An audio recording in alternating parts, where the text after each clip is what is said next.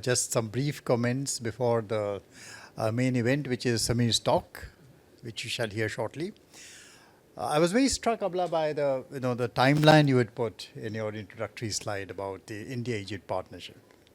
And actually, we start looking at it. India and Egypt go back before history. It is not something which is just a matter of the non-aligned movement. It's not a matter of just what happened post India's independence. We go back millennia, not even centuries. And the reason we go back is not really to do with who we are, what we are. It is really to do with the geography, the face of the earth, where we sit on.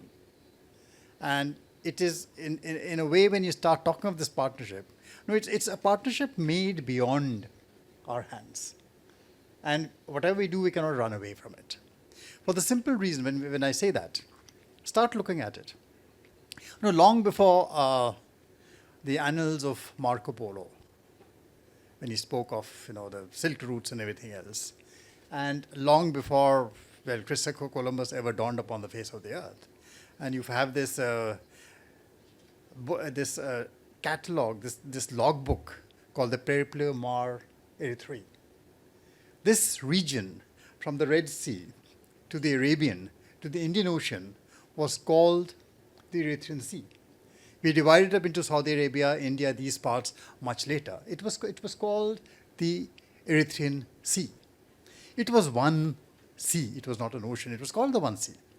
And trade plied on these routes right at that time. And this logbook, written by an Egyptian sailor, it's not very well written, but it has been deciphered. It's got a lot of wrong Latin and wrong Greek. He knew some Latin and some Greek, and he mixed them up quite a lot.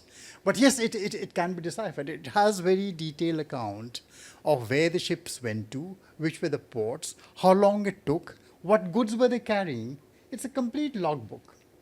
And it talks of various ports, right of Zanzibar, right here in Alexandria, and it ends up in Kondingalur in Kerala, where the Periyar River meets the Arabian Sea. And it's an extremely detailed account. Now, this trade flourished actually far beyond this. This is 1st century AD. The date of this logbook has been fixed as the 1st century AD. It was written sometime in the mid 1st century, about 50 years after Christ, AD. But even before that, the Assyrian Empire, the Phoenician trade, it was a trade which was blown by the monsoons. You did not have a choice. The face of the earth, the way the earth moved, the trade winds, these were the favorable routes for shipping to be maintained along this part of the world. And so trade flourished. It did not flourish because of governments. It did not flourish because of states.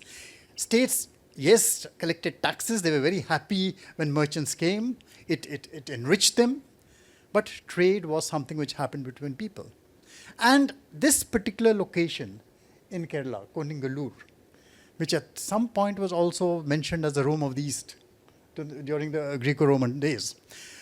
This location actually became the entry point for the 3 major religions of the world. Whether it be Islam. Islam actually entered somewhere in India long, long ago, very shortly after Prophet Muhammad. It landed up there. Christianity. Thomas Aquinas. That is where he arrives. Judaism. And Hinduism, yes, the home religion in that country. So there was a happy mix of how these religions progressed. The short point I'm trying to make is, globalization was not invented in Davos. Globalization existed long before Davos ever happened. I mean, that version of globalization just lasted 1 generation. There are versions of globalization which lasted centuries, millennia. And they were really built on open free trade. The Davos version of globalization had a very short life. I mean, it suddenly ended in 2008. And it tried to sell us this very Cinderella story of where the entire developing world, China included at that point of time, became the scullery maid, the factories of the world, which produced cheap goods for Western markets. And that is how globalization moved. As long as there were profits to be made in that, the narrative succeeded. And then suddenly, at the stroke of midnight, 2008, midnight strikes. The the glitzy coach, they were all rising, becomes a pumpkin coach. The mice scamper away, which is the free markets and all this talk about free trade and free markets. They just scamper away and vanish. And no one talks about that globalization anymore. Every state today has become far more interventionist. Free trade is gone. States are intervening. You have CBAM. You have IRA. Every state is trying to look at the whole world of trade very differently. So it's a challenging time. Now we come to modern times. Non-aligned movement.